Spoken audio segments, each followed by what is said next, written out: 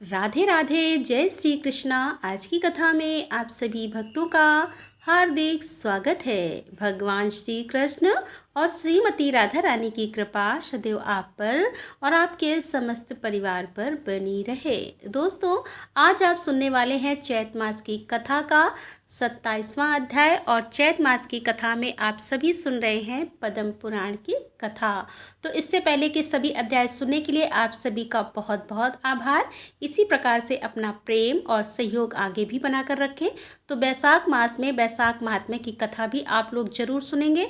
और अब भगवान श्री हरि विष्णु का ध्यान करके आज की पावन कथा का प्रारंभ करते हैं। सखियों ने पूछा कि हे महाभागे, यह रानी सुदेवा कौन थी और उनका आचार विचार कैसा था, यह सब हमें बताओ। शुक्ला बोली, सखियों, बहुत पहले की बात है कि अयोध्यापुरी में मनुपुर महाराज इवाक राज्य करते थे। वे धर्म के तत्वज्ञान के अनुष्ठान में रक्त सर्वज्ञ और देवता तथा ब्राह्मणों के पुजारी थे। काशी के राजा वीरवर महात्मा देवराज की सदाचार परायण कन्या सुदेवा के साथ उन्होंने विवाह किया और सुदेवा सत्यव्रत के पालन में तत्पर रहती थी। पुण्य आत्मा राजा इवाक उनके साथ अनेकों प्रकार के उत्तम पुण्य और यज्ञ किया करते थे। एक दिन अपनी रानी के साथ गंगा के तटवर्ती वन में गए और वहां जाकर शिकार खेलने लगे। उन्होंने वहां बहुत से सिंह और सुकर को मारा। वे शिकार में लगे ही वे थे कि इतने में ही उनके सामने एक बहुत बड़ा सुअर आ निकला। उसके साथ झुंड के झुंड सुअर थे। वह अपने पुत्र पौत्रों से घिरा हुआ था। उसकी प्रियतमा सक्री भी उसके बगल में ही मौजूद थी। उस समय सुअर ने राजा को देखकर अपने पुत्र और पौत्रों तथा पत्नी से कहा कि हे प्रिय, कौशल देश के वीर सम्राट महातेजस्वी इवाक यहाँ शिकार खेलने के लिए पधारे हैं। उनके साथ बहुत से कुत्ते और व्याध भी हैं। इसमें संदेह नहीं है कि यह मुझ पर भी प्रहार करेंगे। महाराज इवाक बड़े पुण्य आत्मा हैं। वे राजाओं के भी राजा और समस्त विश्व के अधिपति हैं। हे प्रिय, मैं इन महात्मा के साथ रणभूमि में पुरुषार्थ और पराक्रम दिखाता हुआ युद्ध करूंगा। यदि मैंने अपने तेज से इन्हें जीत लिया तो पृथ्वी पर अनुपम कीर्ति भोग, और यदि वीरवर महाराज के हाथों से मैं युद्ध में मारा गया तो भगवान श्री विष्णु के लोक में जाऊंगा। ना जाने पूर्व जन्म में मैंने कौन सा ऐसा पाप किया था जिससे कि सुअर की योनि में मुझे आना पड़ा। आज मैं महाराज के अत्यंत भयंकर पहने और तेज धार वाले सैकड़ों बाणों की जलधारा से अपने पूर्व संचित घोर पातक को धो डालूंगा। तुम मेरा मोह छोड़ दो और इन पुत्र पौत्र तथा श्रेष्ठ कन्याओं को और बाल वृद्ध सहित समूचे कुटुंब को साथ लेकर पर्वत की कंदरा में चली जाओ। इस समय मेरा स्नेह त्याग कर इन बालकों की रक्षा करो। सक्री बोली कि हे नाथ, मेरे बच्चे तुम्हारे ही बल से पर्वत पर गर्जना करते हुए चीरते हैं। तुम्हारे तेज से ही निर्भय होकर यहाँ कोमल मूल फल आहार करते हैं। हे महाभाग्य, बीहड़ वनों से झाड़ियों में, पर्वतों पर और गुफाओं में तथा यहाँ भी जो यह सिंह और मनुष्यों के तीव्र भय की परवाह नहीं करते, उसका यही कारण है कि तुम्हारे तेज से सुरक्षित हैं। तुम्हारे त्याग देने पर मेरे बच्चे सभी दीन, असहाय और अचेत हो जाएंगे। तुमसे अलग होकर रहने में मेरी भी शोभा नहीं है। उत्तम सोने के बने हुए दिव्य आभूषणों, रत्नम, उपकरणों तथा सुंदर वस्त्रों से विभूषित होकर और पिता, माता, भाई, सास, ससुर तथा अन्य संबंधियों से आदर पाकर भी पतिहीन स्त्री शोभा नहीं पाती। जैसे आचार के बिना मनुष्य, ज्ञान के बिना सन्यासी तथा गुप्त मंत्रणा के बिना राज्य की शोभा नहीं होती, उसी प्रकार तुम्हारे बिना इस युद्ध की शोभा नहीं हो सकती। हे प्रिय, हे प्राणेश, तुम्हारे बिना मैं अपने प्राण नहीं रख सकती। हे महात्मते, मैं सच कहती हूँ, तुम्हारे साथ यदि मुझे नरक में भी निवास करना पड़े तो उसे सहर्ष स्वीकार करूँगी। हे युद्धपते, हम दोनों ही अपने पुत्र पौत्रों सहित इस उत्तम युद्ध को लेकर किसी पर्वत की दुर्गम कंदरा में घुस जाएं, यही अच्छा है। तुम जीवन की आशा छोड़कर मरने के लिए जा रहे हो। बताओ, इसमें तुम्हें क्या लाभ दिखाई देता है?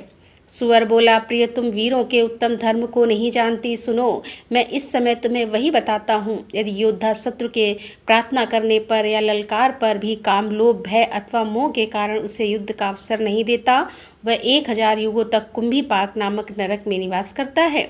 वीर पुरुष युद्ध में शत्रु का सामना करके यदि उसे जीत लेता है तो यश और कीर्ति का उपभोग करता है, अथवा निर्भयतापूर्वक लड़ता हुआ यदि स्वयं ही मारा जाता है तो वीर लोक को प्राप्त होकर दिव्य भोगों का उपभोग करता है।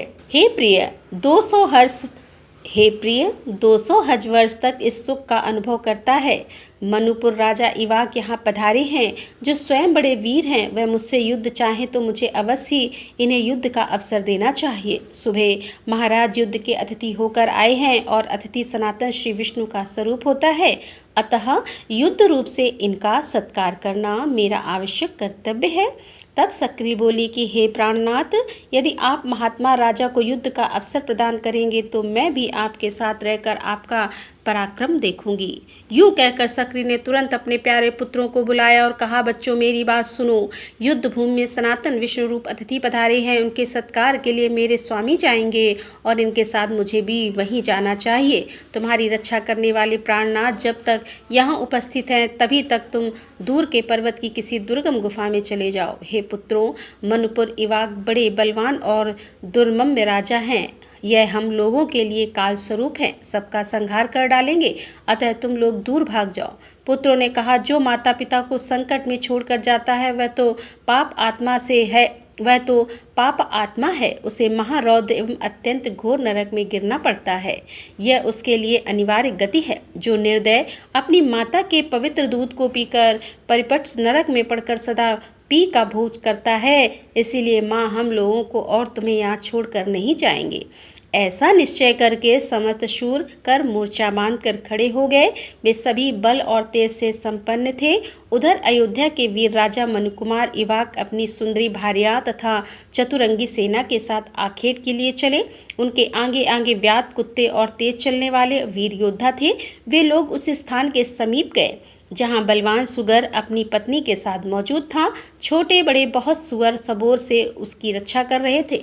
गंगा के किनारे मेरु पर्वत की तराई में पहुंचकर महाराज इवाक ने व्याध से कहा, बड़े बड़े वीर योद्धाओं को शुकर का सामना करने के लिए भेजो। इस प्रकार महाराज की आज्ञा से भेजे हुए बलवान तेजस्वी तथा पराक्रमी योद्धा हाक डालते हुए दौड़े और वायु के समान वेग से चलकर तत्काल शुकर के पास जा पहुँचे। वंचार व्याध अपने तीखे बाणों तथा चमचमाते हुए नाना प्रकार के अस्त्र शस्त्रों से वीरों का बाना बांधकर खड़े हुए और उस वाराह को बांधने लगे। यह देखकर वह युद्धपति बारह अपने सैकड़ों पुत्र पौत्र तथा बांधव के साथ युद्ध के मैदान में आ धमका और शत्रुओं पर टूट पड़ा। वह बड़े बेग से उनका संहार करने लगा। व्याध उसकी पैनी दाढ़ से घायल होकर समरभूमि में गिरने लगे। तदंतर शुकर और व्याध में भयानक संग्राम हुआ। वे क्रोध से लाल आंखें किए एक दूसरे को मारने लगे। व्याध ने बहुतेरे शुकरों को और शुकर ने अनेकों व्याध को मार गिराया। वहाँ की जमीन खून से रंग गई। कितने ही सुअर मर गए और कितने ही घायल हुए और कितने ही भाग भाग कर बीहड़ स्थानों में, झाड़ियों में, कंदरा और अपनी अपनी मादों में जाग गए। यही दशा व्याध की बीत हुई। कितने ही मारे गए, कितने ही स्वरों की पैनी दाढ़ के आघात से कट गए और कितने ही टुकड़े टुकड़े होकर प्राण त्याग कर स्वर्ग लोक को चले गए। केवल वह बला भारती तथा 5-7 पुत्रों के साथ युद्ध इच्छा से मैदान में डटा रहा। उस समय सक्री ने उससे कहा कि हे नाथ, मुझे और इन बालकों को साथ लेकर अब यहाँ से चले चलो। शुकर ने कहा, महाभाग्य, 2 सिंह के बीच में सिंह पानी पी सकता है, किंतु 2 सुअरों के बीच में सुअर पानी नहीं पी सकता। सुअर जात में ऐसा उत्तम बल देखा जाता है, यदि मैं संग्राम में पीठ दिखाकर चला जाऊं तो उस बल का नाश ही करूंगा। मेरी जाति की प्रसिद्धि ही नष्ट हो जाएगी। मुझे परम कल्याणदायक धर्म का ज्ञान है। जो योद्धा काम, लोभ अथवा भय से युद्ध तीर्थ का त्याग करके भाग जाता है वह निसंदेह पापी है। जो तीखे शस्त्रों का व्यू देखकर प्रसन्न होता है और रण सिंधु में गोता लगाकर तीर्थ के पार पहुंच जाता है, वह अपने आगे की 100 पीढ़ियों का उद्धार कर देता है और अंत में विष्णु धाम को जाता है। जो अस्त्र शस्त्रों से सुसज्जित योद्धा को सामने देखकर प्रसन्नतापूर्वक उसकी ओर बढ़ता है और उसके पुण्य फल का वर्णन सुनो, उसे पग पग पर गंगा स्नान का महान फल प्राप्त होता है। जो काम या लोभ वश युद्ध से भागकर घर को चला जाता है वह अपनी माता के दोष को प्रकाशित करता है और व्यभिचार से उत्पन्न कहलाता है। मैं इस वीर धर्म को जानता हूँ, अतः युद्ध छोड़कर भाग कैसे सकता हूँ। तुम बच्चों को लेकर यहाँ से चली जाओ और सुखपूर्वक जीवन व्यतीत करो। पति की बात सुनकर सक्री बोली, प्रिय मैं तुम्हारे स्नेह बंधन में बंधी हुई हूँ। तुमने प्रेम, आदर, हास, परिहास तथा रति, कीड़ा आदि के द्वारा मेरे को बांध लिया है। अतः मैं पुत्रों के साथ तुम्हारे सामने प्राण त्याग करूंगी। और इस तरह बातचीत करके एक दूसरे का हित चाहने वाले दोनों पति पत्नी ने युद्ध का ही निश्चय किया। कौशल सम्राट इवाक ने देखा कि वर्षा के समय आकाश में मेघ जिस प्रकार बिजली की चमक के साथ गरजते हैं, उसी तरह अपनी पत्नी के साथ शुकर भी गर्जना करता है और अपने खुरों के अग्रभाग से मानो महाराज को युद्ध के लिए ललकार रहा है। अपनी दूरदर्शी सेना को स्वाराह के द्वारा परास्त होते देखकर राजा इवाक को बड़ा क्रोध हुआ। उन्होंने धनुष और काल के समान भयंकर बाण लेकर अश्व के द्वारा बड़े वेग से शुकर पर आक्रमण किया। उन्हें आते देखकर शुकर भी आगे बढ़ा। वह घोड़े के पैरों के नीचे आ गया। इतने में ही राजा ने उसे अपने तीखे बाणों का निशाना बनाया। सुअर घायल होकर बड़े वेग से उछला और घोड़े सहित राजा को लांग गया। उसने अपनी दाढ़ से ही मारकर घोड़े के पैरों में घाव कर दिया। इससे उसकी बड़ी पीड़ा हो रही थी, उसे चला भी नहीं जाता था। अतः वो गत्वा पृथ्वी पर गिर पड़ा। तब राजा एक छोटे से रथ पर सवार हो गए। युद्धपति सवार अपनी जाति के स्वभाव के अनुसार रणभूमि में भयंकर गर्जना कर रहा था। इतने में ही कौशल सम्राट ने उसके ऊपर गदा से प्रहार किया। गदा का आघात पाकर उसने शरीर त्याग दिया और भगवान श्री विष्णु के श्रेष्ठ धाम में प्रवेश किया। इस प्रकार महाराज इवाक के साथ युद्ध करके वह शुकर राजा हवा वेग से उखड़कर गिर वृक्ष की भांति पृथ्वी पर गिर पड़ा। उस समय देवता उसके ऊपर फूलों की वर्षा कर रहे थे। तदंतर वे समस्त शूकर और भयंकर व्याध हाथों के पास लिए उस सक्री की ओर चले। सक्री अपने 4 बच्चों को घेर कर खड़ी थी। उस महासमर में कुटुंब सहित अपने पति को मारा गया देखकर वह शोक से मोहित होकर पुत्रों से बोली, बच्चों जब तक मैं यहाँ खड़ी हूँ तब तक शीघ्र गति से अन्यत्र भाग जाओ। यह सुनकर उनमें से ज्येष्ठ पुत्र ने कहा, मैं जीवन के लोभ से अपनी माता को संकट में छोड़कर चला जाऊं, यह कैसे हो सकता है। माँ, यदि मैं ऐसा करूं तो मेरे जीवन को धिक्कार है। मैं अपने पिता के वैर का बदला लूंगा, युद्ध में शत्रु को परास्त करूंगा। तुम मेरे 3 छोटे भाइयों को लेकर पर्वत की कंदरा में चली जाओ। जो माता पिता को विपत्ति में छोड़कर जाता है वह पाप आत्मा है, उसे कोटि कोटि कीड़ों से भरे हुए नरक में गिरना पड़ता है। बेटे की बात सुनकर सक्री दुख से आतुर होकर बोली, आह मेरे बच्चों, मैं महापापनी तुझे छोड़कर कैसे जा सकती हूँ। मेरे यह 3 पुत्र भले ही चले जाएं। ऐसा निश्चय करके उन दोनों माँ बेटे ने शेष 3 बच्चों को आगे कर लिया और व्याध के देखते ही देखते विकट मार्ग से जाने लगे। समझ शुकर अपने तेज और बल से जोश में आकर बारंबार गरज रहे थे। इसी बीच में सूरवीर व्याध वेग से चलकर वहां आ पहुंचे। सक्री और शुकर दोनों माँ बेटे व्याध का मार्ग रोककर खड़े हो गए। व्याध तलवार, बाण और धनु लिए अधिक समीप आ गए और तीखे तोमर, चक्र तथा मसलों का प्रहार करने लगे। ज्येष्ठ पुत्र माता को पीछे करके व्याध के साथ युद्ध करने लगा। कितनों को दांत से कुचलकर उसने मार डाला, कितनों को थूथन की चोट से धराशायी कर दिया और कितनों को ही खुर के अग्रभाग से मारकर मौत के घाट उतार दिया।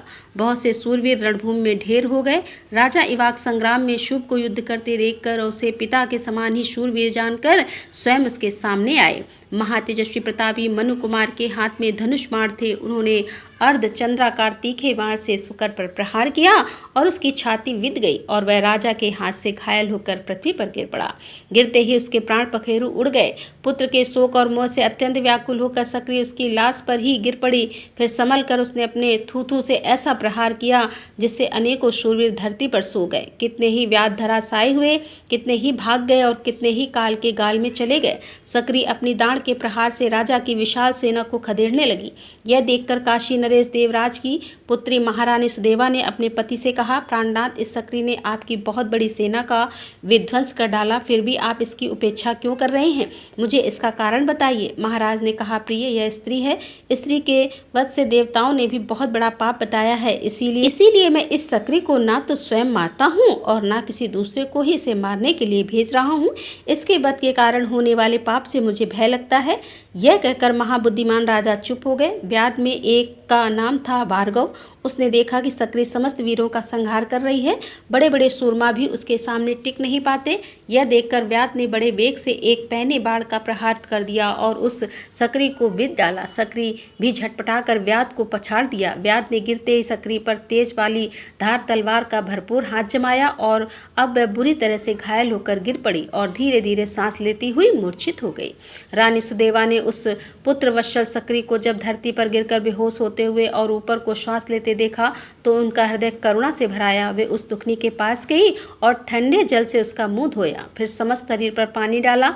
इससे सकरी को कुछ होश हुआ। उसने रानी को पवित्र एवं शीतल जल से अपने शरीर का अभिषेचित करते देखकर मनुष्यों से बोली कि कहा, देवी तुमने मेरा अभिषेक किया है, इसीलिए तुम्हारा कल्याण हो। तुम्हारा दर्शन और स्पर्श से आज मेरे पाप राशि नष्ट हो गई। पशु के मुख से यह अद्भुत वचन सुनकर रानी सुदेवा को बड़ा आश्चर्य हुआ। वे मन ही मन कहने लगी, यह तो आज मैंने बड़ी विचित्र बात देखी है। पशु जाति की यह मादा इतनी स्पष्ट, सुंदर और स्वर और व्यंजन से युक्त तथा उत्तम संस्कृत बोल रही है। महाभागा सुदेवा इस घटना से हर्षमग्न होकर अपने पति से बोली कि हे राजन, इधर देखिए, यह अपूर्व जीव है। पशु जाति की स्त्री होकर भी मानवी की भांति उत्तम संस्कृत बोल रही है। इसके बाद रानी ने सकरी से उसका परिचय पूछा। भद्रे, तुम कौन हो? तुम्हारा बर्ताव तो बहुत विचित्र दिखाई देता है। तुम पशु योनि की होकर भी मनुष्यों की तरह बोलती हो। अपने और अपने स्वामी के पूर्व जन्म का वृतांत सुनाओ। राधे राधे, जय श्री कृष्णा। आज की कथा का यहीं पर समापन करती हूँ और शुक्र और उसके पति के पूर्व जन्म का वृतांत आप कल की कथा में सुनेंगे। तो कल की कथा बहुत ही रोचक होने वाली है, इसीलिए कल की कथा जरूर सुनिए। एक और चीज़ है कि आज की कथा अगर आपने ध्यान से सुनी हो तो इसमें बहुत सारी शिक्षा दी गई है। सबसे पहले तो यह है कि पति पत्नी को एक दूसरे का साथ हर समय में देना चाहिए। दूसरी शिक्षा यह है कि बच्चे जो माता पिता को छोड़ देते हैं उन्हें किस पाप का भागी बनना पड़ता है। और आप अपने आज की कथा में सुना तो ऐसा नहीं है कि ये कथा सिर्फ हमारे बच्चों के लिए है कि हम उनसे कहें कि वह हमारा ध्यान रखें, बल्कि ये हमारे लिए भी है कि हम अपने माता पिता का उतना ही ध्यान रखें। और फिर जब हमारे बच्चे हमें इस प्रकार से अपने माता पिता की सेवा करते देखेंगे तो उन्हें तो सीखना ही नहीं पड़ेगा, वे अपने आप ही समझ जाएंगे। तो उम्मीद करती हूँ कि आप इस कथा के सार को भी समझेंगे और इसे ग्रहण भी करेंगे। और अगर कथा पसंद आई हो तो आपको तो वीडियो लाइक करने के साथ ही ज़्यादा से ज़्यादा इस वीडियो को शेयर कीजिए और कमेंट बॉक्स में राधे राधे लिखना बिल्कुल मत भूलिए। तो दोस्तों, मिलते हैं इसके आगे की कथा लेकर।